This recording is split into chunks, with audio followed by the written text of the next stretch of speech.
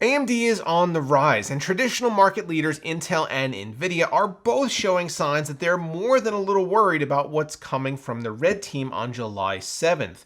Intel will face a serious challenge on the desktop CPU side of things from the higher core count 3900X, while Nvidia will have to contend with two new graphics card SKUs that will look to undercut them on price while offering superior performance in the middle upper market segments.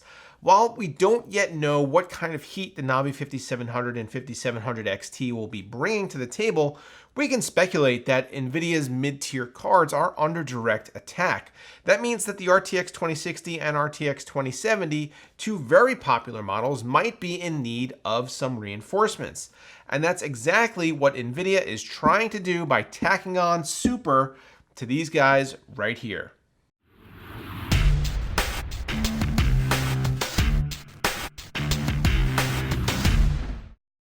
If you've been searching for that final piece for your show build, look no further than Thermaltake's new Water RAM DDR4. The low-profile 3200 speed DIMMs look great in any configuration, but the RGB magic really happens when you attach the included custom water block.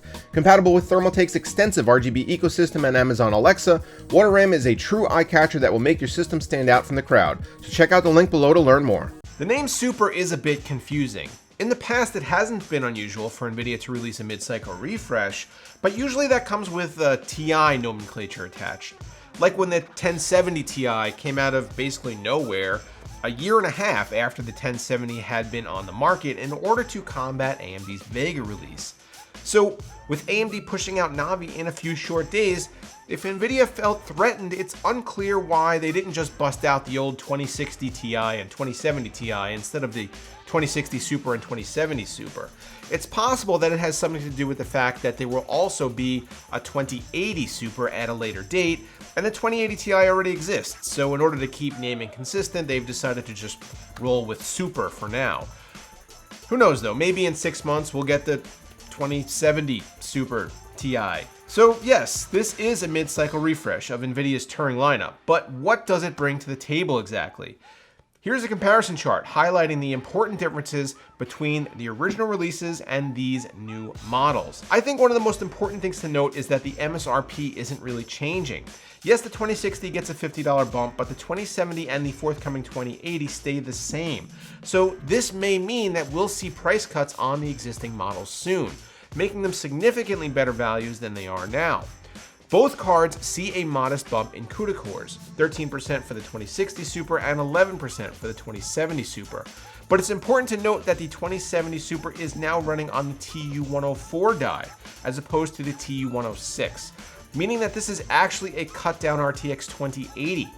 The 2060 also gets a memory makeover with 2 more gigs of VRAM on a 256-bit bus, probably to quell the complaints that a $400 GPU should come with 8 gigs instead of 6.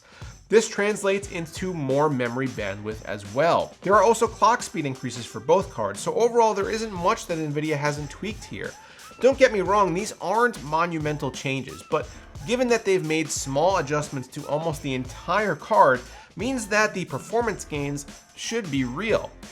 We'll dive right into our testing data, which was all done on my Z390 test bench featuring an i9 9900K at 5 GHz, 16 gigs of 3200 speed Corsair Vengeance LPX, and a Z390 RS Master motherboard. I do apologize for not being able to provide 1% and 0.1% lows here, but I just received these cards today, meaning that my time with them was limited, to say the least.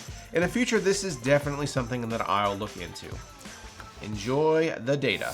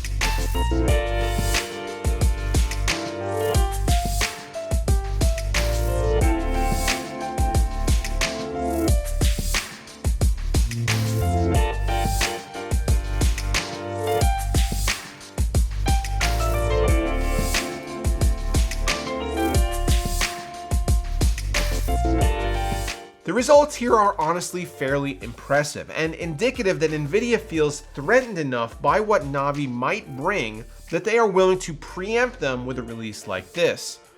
In the past, honestly, I would have expected these cards to carry a significant price premium over their base models. After all, the 2060 Super's performance is creeping up on RTX 2070 territory, and the 2070 Super is about halfway to the 2080. But maybe because market share is an actual pending concern, Nvidia is maybe willing to cede some of their profits in order to keep the performance mantle. I still wouldn't say that the 2060 Super and the 2070 Super are what you might call great value cards. After all, their MSRPs are still in the multiple hundreds of dollars. But the simple fact that you can now get a faster card for the same price is definitely nice.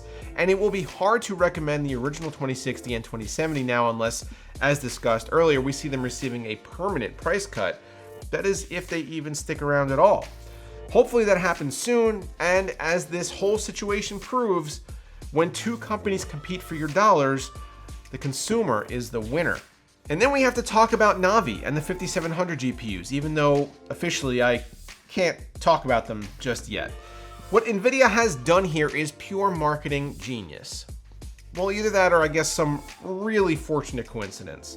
They took two SKUs that everyone already knows, made them go faster, didn't really bump the price at all, and launched right as the AMD hype train was at peak hypiness. This is going to deflate whatever momentum AMD has, at least temporarily. And if these two cards can now outperform their rivals, well, AMD might have a serious problem. Thanks for watching this video, guys. Make sure to get subscribed to the channel so you don't miss any of the upcoming content for the massive AMD release. And as always, I will see you next time.